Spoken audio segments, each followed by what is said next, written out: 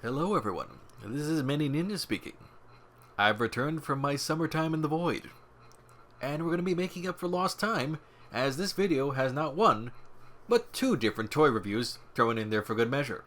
So, in this case we're going to start with the slightly older figure in the lineup, kind of from recovered footage and stuff, being the loyal subjects BST AXN Teenage Mutant Ninja Turtle Shredder figure here, which as you can see is based off the IDW comic appearance.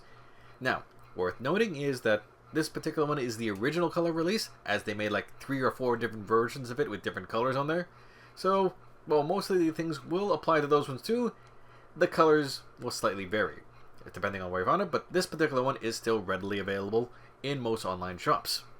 Now, quick height check shows the figure is actually a smidge over the 6 inches that is originally advertised as, and in terms of the overall sculpt, the base sculpt when you have it standing here is actually quite impressive. There's a lot of detail going on in the fabric there, both in the general gi appearance as well as the cape. Most of the details, pardon the pun, are quite sharp in terms of his armor look up there, although the claws themselves for safety reasons are a bit on the spongy side, so they're made out of a softer material. Understandably, this is still considered a kid's toy after all. And the one criticism I'd say in terms of general appearance is that the color scheme, well, the toy has no real shading whatsoever. It's mostly either single flat painting or base plastic. Now, moving into articulation, I cannot be nearly as generous. The articulation on these lines of toys, unfortunately, as I learned with this particular example, are absolutely atrocious, especially in how they decide the cuts for the various limbs. That is not where you cut up a bicep swivel, and those elbows and the knees on this toy are absurd, to say the least, in how badly they break up the sculpt on there. Generally, you'll want to try to keep the figure's limbs as straight as possible, otherwise it starts doing things that visually, I will say, are very unappealing. Now, in terms of the figure, it also has these butterfly joints, although the joints themselves don't have much range of motion, I'll be quite frank, and weirdly enough, the skin-colored parts of it have the same texturing as the actual shirt there. Kind of an odd choice. I would have not made that one myself, unless it was intended to be the same shade of blue. In terms of the upper body, as you can see, the neck didn't have much motion, the upper torso, the ab crunch is virtually non-existent, and the waist swivel is also very minimal. There's not much you really get there, so it's a very limited motion. Now hips. If I thought the upper body was limited, the hips are actually even more limited. You can maybe get it to bend forward like that a bit, and maybe a bit side to side with some basically non-existent splits, and yeah, there's not much going on there. This figure actually can't really kick. It is a crime considering the nature of the figure and the character on there. And in terms of the knee, yeah, let's take a quick look at here's the splits. Yeah, there's not much going on there. Suffice to say, I was actually really disappointed with how limited the articulation on this toy is. And I haven't even glazed over the fact that the ankle joints also were very slim, and there are no toe joints whatsoever on there. Meaning that the figure, a lot of the time, actually can't even stand properly flat on his feet. Kind of have to be placed on an angle. Even when standing straight, at least on my version of the toy, my copy here. Suffice to say, not very happy about that. Kind of a way to below $20 or so. Sorry if I glazed on the price earlier, but it's kind of a budget price figure, or at least what's considered a budget now, and it starts showing pretty soon. Now, in terms of accessories, you have that cheap-looking kind of a paper card in the back there, which is why I don't know why they bothered to include that, but okay, then I guess. In terms of an alternate head, you do have an unmasked Orokusaki figure, which, even right out of the box, the paint is kind of worse wear on the bottom there. And in terms of the hands, you do actually have a few alternate set of hands, basically with different open palm gestures on there, as well as ones that are meant to kind of rip some of the accessories on there for the weapons. Now, the weapons themselves are a bit limited in nature. Of course, you have a proper katana blade, which is as expected. And I believe, I forget the proper Japanese term, forgive me on this one, but you have 2 sickles, which are also included. Now, the sickles themselves, they're not very impressive, but at least they're nice and sturdy enough feeling here, so there's no real issue in there, and they tend to slip in the hands without too much issue, which, as you can see me kind of struggling here, because the hands are a bit fussy, even for the ones here, and you have to kind of be careful because the paint, especially on the fingers, it feels like you can scratch them off very easy, so you really want to be careful as you're kind of applying them on there. Now, for the sword here, as you can see, the katana, I can't be as generous once again because while it does have some nice detail on the hilt there, zoom in and everything there, the actual blade itself is super thin, I would feel like. And frankly, you have to be really careful not to bend that because I feel you give that thing a little too much bend, it will snap on you. It's also somewhat tricky to get in the hand. You can kind of force it in there and even get both hands to hold onto it properly, but easier said than done, especially with the lack of really useful butterfly joints. All in all, yeah, this is definitely something that's meant to be more of a budget-conscious figure, but I just really wish that it had better articulation going on there, because at least that would kind of make it feel better.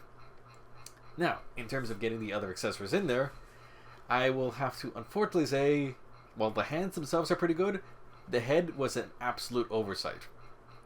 Frankly, the ball joint, as you can see, it's not very fancy on there. It's not properly sized for the head, or the head is not properly sized for it. Take your pick on the direction you want to go there.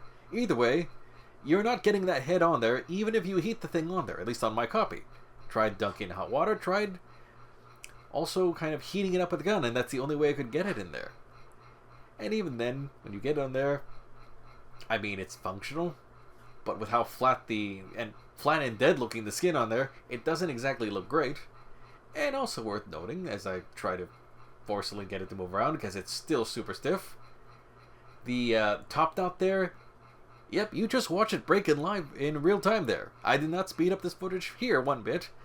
The top knot just tore off with very minimal effort. There was no real pressure being put on that piece, and yet it just clipped off on its own. So yeah, that's something else you might need to watch on for. Also, the top knot itself is not fully painted. It's kind of done in a pure black, and yeah. As you can see, despite the fact that I did want to enjoy this, and the original look on this figure was really nice, it almost literally starts falling apart the minute you get it out of the box. It's really something that you kind of want to get it in a kind of a simple pose of some sort, and just leave it alone. It's definitely not meant to be played with. This figure is not sturdy enough to be played with. It has very big QC issues, it seems. Now, unfortunately, I don't have more video footage to show you of this, as the footage itself got corrupted on the SD card 1 or 2 times over, so I'm actually getting a new SD card period as well as a new reader. But if you've been looking at my Twitter feed as well as my Blue Sky feeds, I'll include those in the description here. Here's at least a quick listing of some of the paints that I use in order to add the much missing shading. No, not, is that proper English? I don't even know anymore. But pretty much to add the missing shading on that particular toy. Now, looking at a toy that doesn't need as much shading work, because it's actually one of the few things I will say is that it has paint apps, is going to be the JMToys Freeze figure, which is aka a legally distinct Mortal Kombat X Sub Zero figure. Of course, the Sub Zero being Kuai Liang, as opposed to Bi-Han, which, for those that know what's going on with the newer game, yeah, that's a convoluted thing. Now, in terms of the base figure, as you can see of the clamshell, while things are looking okay on the surface, there are definitely some cracks, hypothetically, showing almost right away. Namely, what was going on with the hands there in the clamshell. What's going on with the finish on certain accessories like the armor bits and such, and kind of the head detail. They're definitely not matching what the promo pictures were, I'll politely say. Although what I will say for the soft goods in terms of the detailing, especially in the upper part of Geese part, is that they did a really nice job on that. That being said, my niceties pretty much stop right there, because the actual armor bits on this toy are pretty god-awful, I'm not gonna lie. This video is actually gonna... Basically, I'm gonna tell you why you're not buying this toy, and why I will actually go as far as to say is this has been one of my worst purchases for the year, bar none. And that's because the way this figure has been constructed, I will say, I don't feel that this figure was particularly constructed on its own or starting as a Sub-Zero figure, as much as we took a blank base, a blank bulk, and added Sub-Zero parts to it. And the reason I say that is because none of the hands fit on this toy. Well, even when you remove the armor bits, which by the way don't fit well on the body as a whole, I literally had to modify the opening on each and every hand in order to actually get it to fit on this figure. And that's because they were caked in paint, which is funny because the actual original plastic is the same skin tone that the rest of the toy had. Now, doing the articulation check, things start becoming more obvious that things aren't working right, because as I'm moving the arms and trying to show the articulation there, all the armor bits keep slipping around. Now, the actual base bulk figure itself, the articulation for the arms, in terms of the shoulder, the bicep swivel, the elbows themselves, they're functional, but anytime you try to move anything, all the bicep armor just keeps flinging about because it's not actually adhered to anything, it's not glued down, and it's too loose.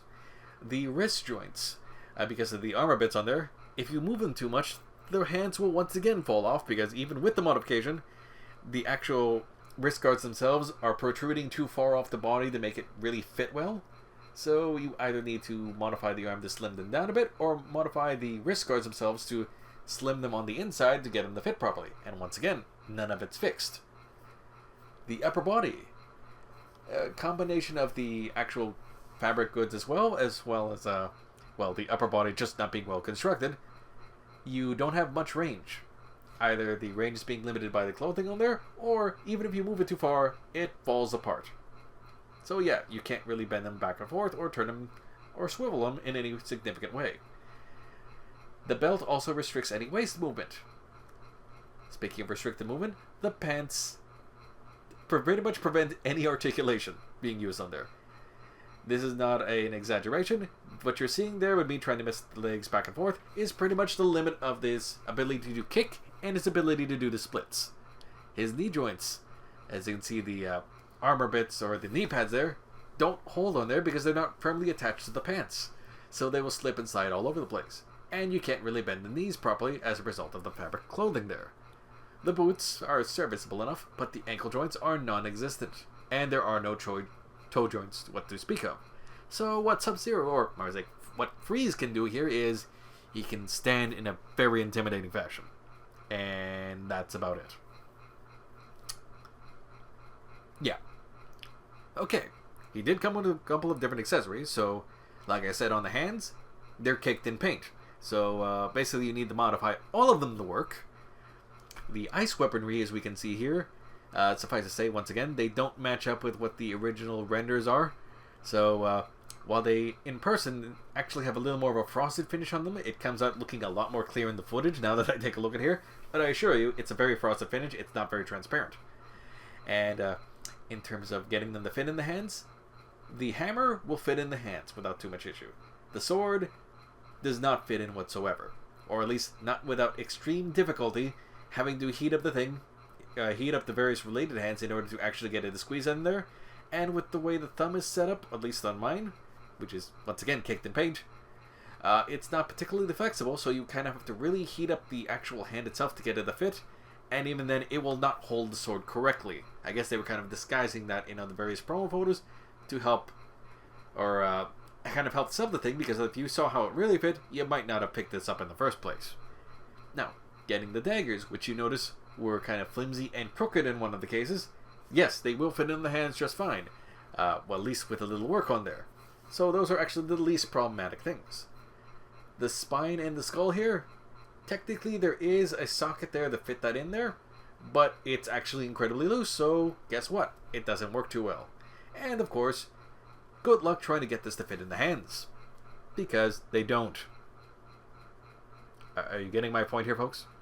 Are you understanding why you're not buying this? Alright. Now, you're wondering why I'm not looking at the head over there. It's because that is exactly the same head as what's on the figure. Why are we looking at this hand? Better question. Why does it have orange paint on there when there's no orange in the toy design? Why does it look so bad when this toy is actually getting the sword in hand? I don't know. At least I can say this little bit of footage here kind of shows some of what the paint job on Shredder's going on there. Although, now I realize I forgot to paint his hands on those particular ones, so I'll fix that later, and maybe I'll demo that in a video. But suffice to say, believe it or not, even for what I had to say about Shredder earlier, he's the better figure of the two, believe it or not, and he's a much better value at about $21, as opposed to the $85 I paid for Freeze. So yeah, this is my comeback video. Not exactly the greatest start, but don't worry, we will have more coming and more positive things to talk about. So please, welcome back to the channel and join me again next time during the weekend, I hope, where we have more fun things.